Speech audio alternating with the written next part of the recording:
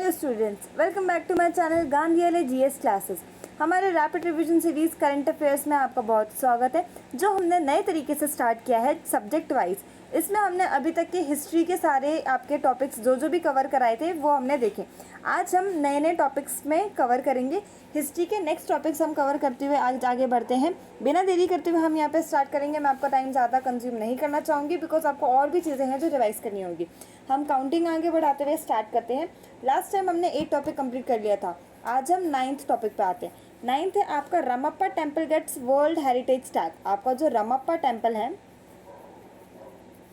Ramappa temple को world heritage tag मिल चुका है। रमप्पा टेम्पल को वर्ल्ड हेरिटेज टैग मिल चुका है। चलिए अब हम इसके बारे में जानते हैं। रमप्पा टेम्पल कहाँ है, क्या है, इसमें किस चीज़ की पूजा की जाती है, क्या नहीं की जाती है, वो सब हम देखेंगे। क्या स्पेशलिटी है जो इसको वर्ल्ड हेरिटेज टैग मिला है, और वर्ल्ड हेरिटेज टैग आखिर होता क्या है। आपका रमप्पा टेम्पल पालमपेट में है। पालमपेट तेलंगाना में आपका ये टेम्पल पाया जाता है। पालमपेट तेलंगाना में ये टेम्पल आपका पाया जाता है, और रिसेंटली इसको यूनेस्को ने वर्ल्ड हेरिटेज साइट दिया है आपका वर्ल्ड हेरिटेज कमेटी के द्वारा। It was designed by architect by Ramappa. जो इसके आर्किटेक्चर थे उनका नाम था रमप्पा, इसलिए इसको रमप्पा टेम्पल के द्वारा माना जाता है। It is also known as Rudreshwar temple. It is also known as Rudreshwar temple. Rudreshwar temple के नाम से भी इसको जाना जाता है। It was build by Recherla Senapati Rudraya. किसने बनाया है इसको? रचेरला सेनापति। रचेरला सेनापति रुद्राया। रुद्राया और जनरल ऑफ ककाया किंग। ककाया किंग के द्वारा 13th सेंचुरी में इसको बनाया गया था, और ये जो है सैंड बॉक्स टेक्निक के द्वारा बनाया गया था।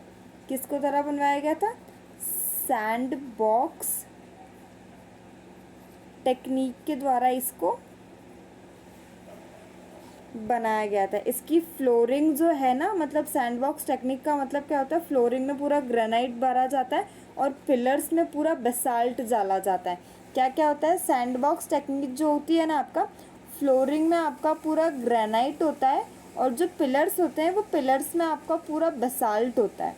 ओके, उसको आप सैंड बॉक्स टेक्निक बोलते हो। और इस टेम्पल को मार्को पोलो ने the brightest star in the Galaxy of temple भी कहा है।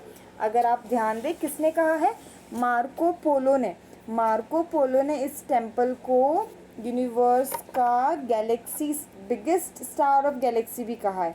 मार्को पोलो ने।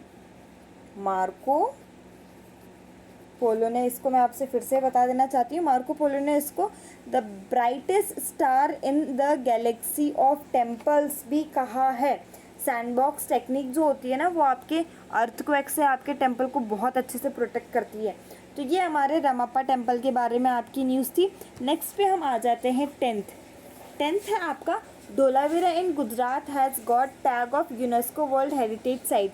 ये धोलावीरा के बारे में भी हमने स्टार्टिंग में भी एक साइट पे किया था, जब हमने कॉपर स्क्रिप्ट के बारे में, इंस्क्रिप्शन के बारे में पढ़ा था, तभी हमने धोलावीरा के बारे में पढ़ा था, इसलिए हम यहाँ पे इसको ज़्यादा नहीं करेंगे।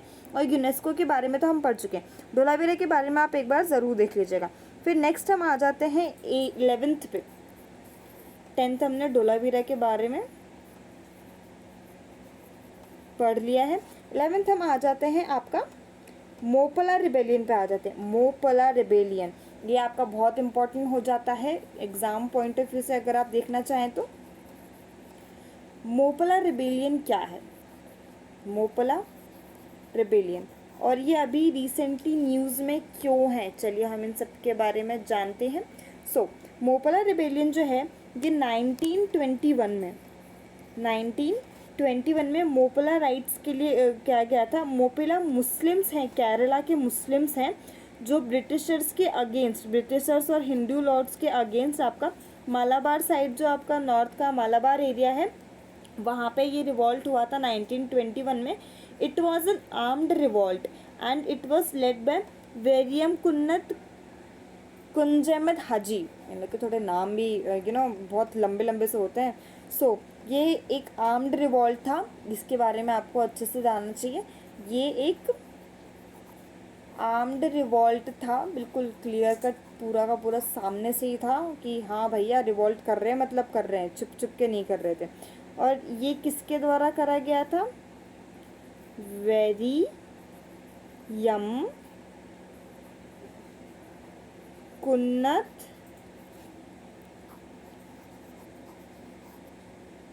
कुंजहमद कुंजमत हाजी के द्वारा इसे कहा गया था। अब इसके रीजंस क्या क्या थे इसके पीछे के, वो आप देख लीजिए, सुन लीजिए एक बार। सो इसके रीजंस थे, इसको सबसे पहले ट्रिगर आपके नॉन कोऑपरेशन मूवमेंट ने किया था। नॉन कोऑपरेशन मूवमेंट जो कांग्रेस के द्वारा किया गया था 1920 में, खिलाफत एजिटेशन के बाद जो किया गया था ना, वो इसका सबसे पहला रीज़न था। उसके बाद फिर नेक्स्ट हम आ जाते हैं कि जैनमीज, जो आपका टीपू सुल्तान 1799 था, उसके बाद जो एंग्लो मैसूर वॉर हुआ था, मालाबार में बहुत ज़्यादा इफेक्टेड हुए थे वहाँ के सारे मुस्लिम्स, वो भी इसका रीज़न था। फिर सेकेंड आप आ जाते हैं इसके जो मोस्ट लैंडलॉर्ड्स थे, जिन्हें नम्बुद्री ब्राह्मण्स भी कहा जाते हैं, वो भी वहाँ के मुस्लिम्स को बहुत ज़्यादा टॉर्चर किया करते थे। तो ये 2-3 रीजंस थे जिनकी वजह से ये मोपला रिबेलियन आपका पूरा का पूरा वहाँ पे आ गया था। तो अभी ये न्यूज़ में था रिसेंटली, इसलिए इसके बारे में यहाँ पे आज आपको बताया गया है। फिर नेक्स्ट अगर हम आ जाते हैं 12th न्यूज़ की, अगर हम बात करते हैं, तो 12th one is Madhur mats. Madhur mats जो है इस बार आपका न्यूज़ में था। मधुर मैट्स क्या है आप देखिए। मधुर मैट्स जो है ये वेस्ट बंगाल में बनाई गई एक चटाई आप कह सकते हैं, मैट टाइप, जो बांस के होते हैं ना, तो उसको मधुर मैट कहा जाता है। ये वहाँ के महिष्य कास्ट बनाते हैं, बिल्कुल मतलब जैसे आप आपका स्वेटर वगैरह कुछ बनता है ना, हैंडमेड सारी चीज़ें जो होती हैं, तो ये मधुर मैट्स जो है वो हैंडमेड ही है। मोस्टली ये वुमेंस बहुत ज़्यादा इसको वहाँ बनाती है, माहिष्य कास्ट इसको बनाती है, आप इसको याद रखिएगा, माहिष्य कास्ट इसको बनाती है, मोस्टली वुमेन इनको बनाती हैं। और ये आपका वेस्ट बंगाल साइड में आपको ये बहुत मिलेगा देखने के लिए, वेस्ट बंगाल साइड में इसको आपको बहुत ज़्यादा मिलेगा। और ये मतलब हर जगह बहुत यूज़फुल होती है, गर्मियों में बहुत ज़्यादा आपको यूज़फुल होती है, रिलीजियस पर्पस पे भी इसको यूज़ किया जाता है। सो इसका सबसे इम्पॉर्टेंट है दैट 2018 में इसको GI टैग मिला है। So that's why it is in news. ये हमारा हो गया। अब नेक्स्ट हम आ जाते हैं, अगर हम 13th की बात करें क्या इम्पोर्टेंट है, तो ये आपका है पुन्नापरा वायलार रिवॉल्ट। आपका पुन्नापरा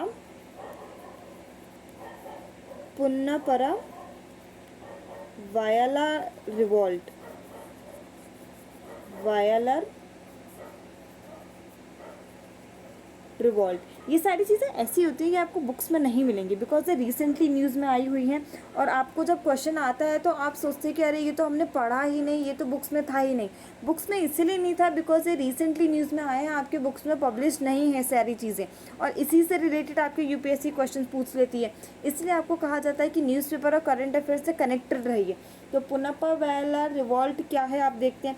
पुन्नापा वायलार रिवॉल्ट जो है ये आपका ICHR मीन्स एक रिपोर्ट है, Indian council for historical research, Indian council for historical research. इन्होंने सजेस्ट किया था कि ये जो हमारी कम्युनिटी है मेटियार्स मतलब शहीद लोगों की जो कम्युनिटी है इंडिपेंडेंस के टाइम पे, जो आपका स्ट्रगल वगैरह पूरा उसके टाइम पे जितने भी थे, उनकी लिस्ट से रिलेटेड सारी चीज़ें हैं।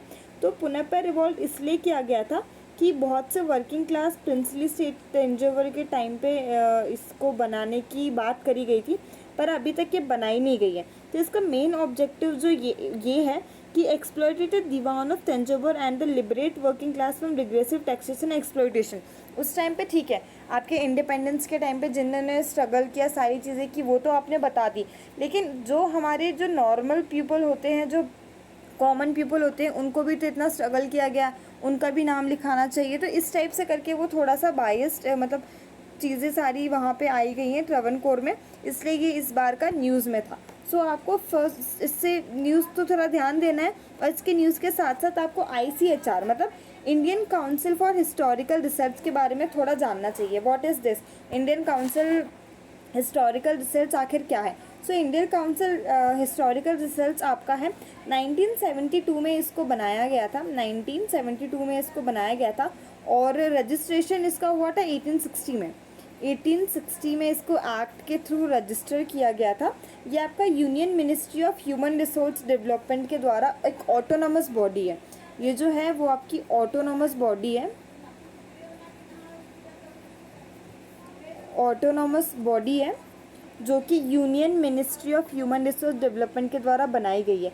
इसके इस्टेब्लिश करने का मेन ये है कि आपका union ministry of education and social welfare में जितनी भी सारी आपकी चीज़ें हैं वो बिल्कुल एग्जैक्ट आपका सबके सामने आ पाएँ, कुछ भी चीज़ें यहाँ पे छूटे ना।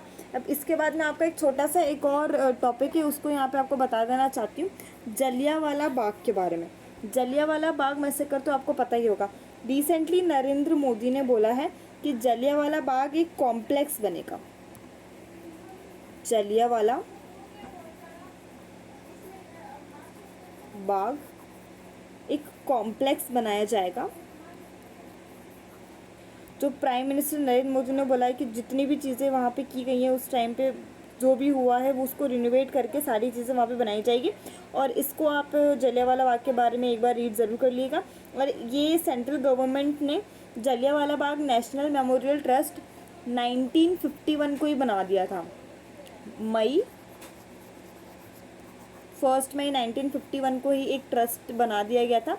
उसी ट्रस्ट के थ्रू जो भी पैसे वगैरह हैं तो आप ये जलियांवाला बाग में यहाँ पे लगाए जाएंगे, किए जाएंगे। तो thank you so much friends, आज के सेशन में इतना ही। फिर मिलते हैं आपसे। अपनी पढ़ाई ज़रिए कंटिन्यू करते रहिए। अगर आपको लग रहा है कि ये सेशन बहुत इंपॉर्टेंट है, अच्छे हैं और लोगों को भी पता चलना चाहिए, तो प्लीज़ लाइक, शेयर और सब्सक्राइब ज़रूर करिएगा। Thank you so much.